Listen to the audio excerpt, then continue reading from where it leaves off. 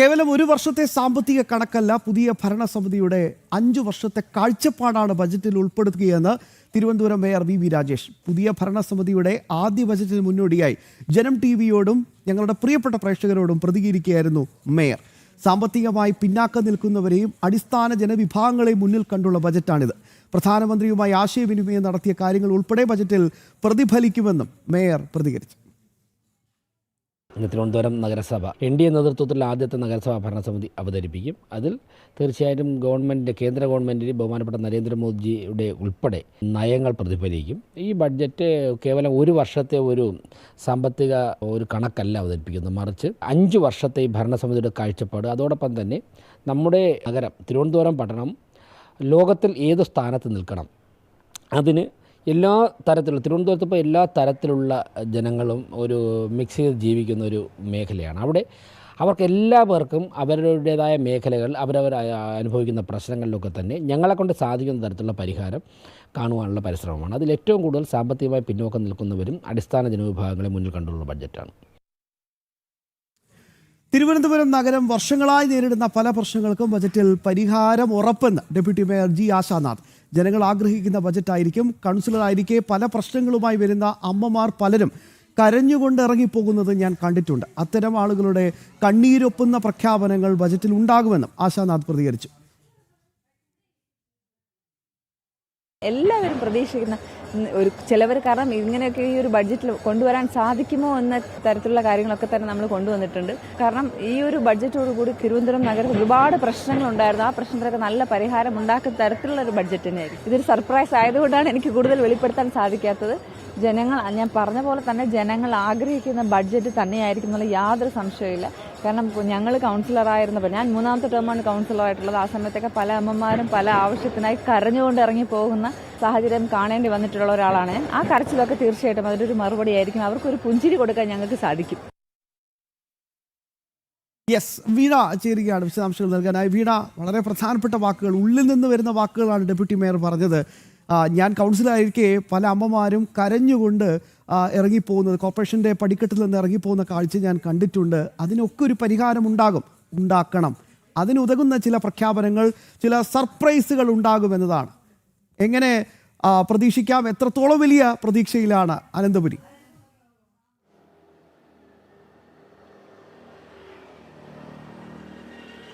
തീർച്ചയായും ശ്യാംബാബു, വലിയ പ്രതീക്ഷയിലാണ്, വലിയ ആകാംക്ഷയോടുകൂടി തിരുവനന്തപുരം നഗരം നോക്കിയിരിക്കുകയാണ്.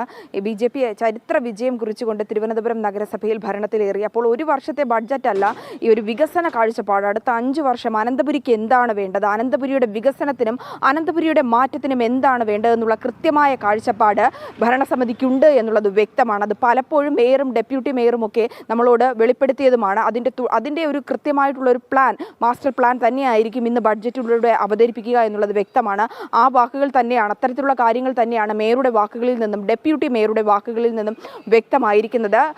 സമസ്ത മേഖല, അതായത് വിവിധ മേഖലകളിൽ ജോലി ചെയ്യുന്ന സാധാരണക്കാരടക്കമുള്ള ഒരുപാട് വിഭാഗത്തിൽപ്പെട്ട ജനങ്ങൾ താമസിക്കുന്ന ഒരു നഗരം കൂടിയാണ് തിരുവനന്തപുരം നഗരം. എന്നാൽ 45 വർഷമായി ഇടതു ഭരിക്കുമ്പോൾ പോലും അടിസ്ഥാന വർഗത്തിന് കിട്ടേണ്ട പലതരത്തിലുള്ള ആനുകൂല്യങ്ങളും അവരുടെ വികസനത്തിനും ഒക്കെയുള്ള കാര്യങ്ങളൊന്നും തന്നെ നടപ്പായിട്ടില്ല. എന്നാൽ സമസ്ത മേഖലയുടെയും വികസനത്തിനായിട്ടുള്ള ഒരു മാസ്റ്റർ പ്ലാൻ, അത് ആ ഒരു ബഡ്ജറ്റ് തന്നെയായിരിക്കും ഇന്നുണ്ടാകുക എന്നുള്ളതാണ് നമുക്ക് മനസ്സിലാക്കാൻ സാധിക്കുന്നത്. ആരോഗ്യ മേഖല, അതുപോലെ തന്നെ അടിസ്ഥാന വിഭാഗത്തിന് അത്തരത്തിൽ സമസ്ത മേഖലയുടെയും വികസനം ലക്ഷ്യം വെച്ചുകൊണ്ടുള്ള ഒരു ബഡ്ജറ്റ് തന്നെയായിരിക്കും ഇന്ന് ഡെപ്യൂട്ടി മേയർ അവതരിപ്പിക്കുക. രാവിലെ 11 മണിയോടുകൂടിയായിരിക്കും ബഡ്ജറ്റ് അവതരിപ്പിക്കുന്നത്.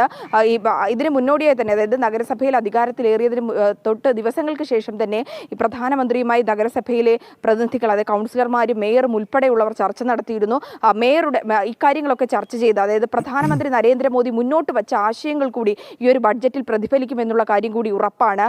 പ്രൈമറി ഹെൽത്ത് സെൻ്ററുകൾ അടക്കമുള്ളവ ജില്ലയിൽ ആരംഭിക്കുന്ന, തിരുവനന്തപുരം നഗരസഭയിൽ ആരംഭിക്കുന്നതിനടക്കമുള്ള പ്രവർത്തനങ്ങളുണ്ടാകും. പ്രൈമറി ലാബുകൾ അത്തരത്തിലുള്ള ആലോചനയിൽ ഉണ്ടെന്ന് നമുക്ക് മനസ്സിലാക്കാൻ സാധിക്കുന്നുണ്ട്. മറ്റൊരു പ്രധാന പ്രശ്നമാണ് തെരുവുനായ ശല്യം.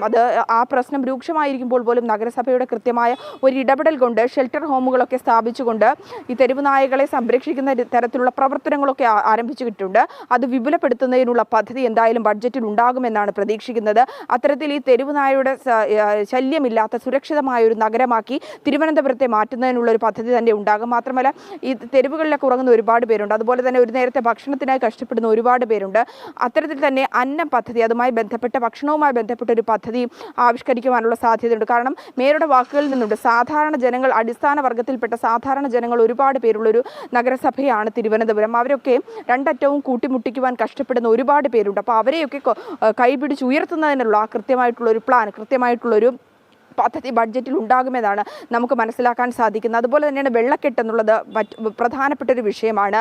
തോരാത്ത വരെ ഒരു 4 മണിക്കൂർ 5 മണിക്കൂർ മഴ പെയ്തു കഴിഞ്ഞാൽ തിരുവനന്തപുരത്തിൻ്റെ ഹൃദയഭാഗങ്ങളിൽ വെള്ളക്കെട്ട് രൂക്ഷമാകുന്ന ഒരു സാഹചര്യമുണ്ട്. നമ്മൾ പലപ്പോഴും കണ്ടിട്ടുണ്ട്. ഈ നമ്പർ 1 ആണ് എന്നൊക്കെ പറയുമ്പോൾ പോലും ഈ കോർപ്പറേഷനിലെ മുൻ ഭരണസമിതികളൊക്കെ അത്തരത്തിൽ വീമ്പ് പറച്ചിൽ നടത്തിയെങ്കിൽ പോലും അത്തരത്തിലുള്ള പ്രവർത്തനങ്ങളൊന്നും അവർക്ക് കാഴ്ചവെക്കാൻ സാധിച്ചിരുന്നില്ല. എന്നാൽ നഗരസഭയുടെ കീഴിൽ അത് കൃത്യമായി പഠിച്ചുകൊണ്ട് ഓരോ മേഖലയിലും എന്താണ് വേണ്ടത് അത് കൃത്യമായി തന്നെ കൗൺസിലർ മുഖേന ചർച്ച നടത്തി ആ ഏത് മേഖലകളിൽ ഏതൊക്കെ തരത്തിലുള്ള പ്രശ്നങ്ങളാണ്, ഈ അടിസ്ഥാന പ്രശ്നങ്ങളാണെന്നുള്ള കൃത്യമായിട്ടുള്ള ഒരു വിലയിരുത്തൽ നടത്തിയതിന് ശേഷം അവതരിപ്പിക്കുന്ന ഒരു ബഡ്ജറ്റിൽ കൃത്യമായി ഈ മാലിന്യ പ്രശ്നവും വെള്ളക്കെട്ട് അടക്കമുള്ള പല പ്രശ്നങ്ങൾക്കുള്ള കൃത്യമായ ഒരു പരിഹാരം, ആ പദ്ധതി അത് നടപ്പാക്കുന്നതിനുള്ള പ്രഖ്യാപിക്കുക മാത്രമല്ല അത് തുടർന്ന് നടപ്പാക്കുന്നതിനുള്ള കൃത്യമായിട്ടുള്ള ഒരു കാഴ്ചപ്പാട്, കൃത്യമായിട്ടുള്ള ഒരു പ്ലാനിംഗ് നഗരസഭയിൽ ഉണ്ടാകുമെന്നുള്ളതാണ്. ഇനി ആ ഒരു പ്രഖ്യാപനത്തിനായിട്ടാണ് നമ്മൾ കാത്തിരിക്കുന്നത്. അതോടൊപ്പം തന്നെ ഒരു പോയിന്റ് കൂടി ഒന്ന് വളരെ വേഗത്തിൽ ആ ഒരു വിലയിരുത്തൽ കൂടി ഇവിടെ നിന്ന് പ്രതീക്ഷിക്കുകയാണ്. ഇന്നലെ നമ്മൾ കണ്ടതാണ് ഈ കുടിവെള്ളമൊക്കെ മുട്ടിച്ച് ഒരുമാതിരി എന്താ പറയുക, ചില മുട്ടാപ്പോക്ക് ന്യായങ്ങൾ പറയുക എന്ന് നമ്മൾ പ്രാദേശിക ഭാഷയിൽ പറയുന്ന രീതിയിൽ ചില തടസ്സങ്ങളും ചില ബുദ്ധിമുട്ടുകളും ഒക്കെ മനഃപൂർവ്വം സംസ്ഥാന സർക്കാരിൻ്റെ ഭാഗത്തുനിന്ന് ഉണ്ടാക്കുക, ചില രാഷ്ട്രീയ പകപോക്കലൊക്കെ അത് ചിത്രീകരിക്കപ്പെടുകയും ചെയ്തിട്ടുണ്ട്. പ്രത്യേകിച്ച് ആറ്റുകാൽ പൊങ്കാലയൊക്കെ വരാൻ പോവുകയാണ്. ലോകമുറ്റു നോക്കുന്ന ഈ വലിയ മഹോത്സവം അത് ഗംഭീരമായി നടത്തേണ്ടത് നമ്മുടെയൊക്കെ കൂട്ടുത്തരവാദിത്തമാണ്. പക്ഷെ അവിടെ ഈ ആറ്റുകാൽ ക്ഷേത്രത്തിന് പരിസരത്തുള്ള വാർഡുകളിൽ മാത്രം വെള്ളം എത്തിക്കാതിരിക്കുക, അങ്ങനെ ചില പ്രശ്നങ്ങൾ, അത് സ്വാഭാവികമായിട്ട് ഇത്തരം ചില ബുദ്ധിമുട്ടുകളും പ്രതിസന്ധികളും മുന്നിൽ കണ്ടുകൊണ്ടായിരിക്കാം ഇന്നത്തെ ഈ ജനപ്രിയ ബജറ്റ് എന്നൊരു വിലയിരുത്തലും കൂടി വരുന്നുണ്ട്.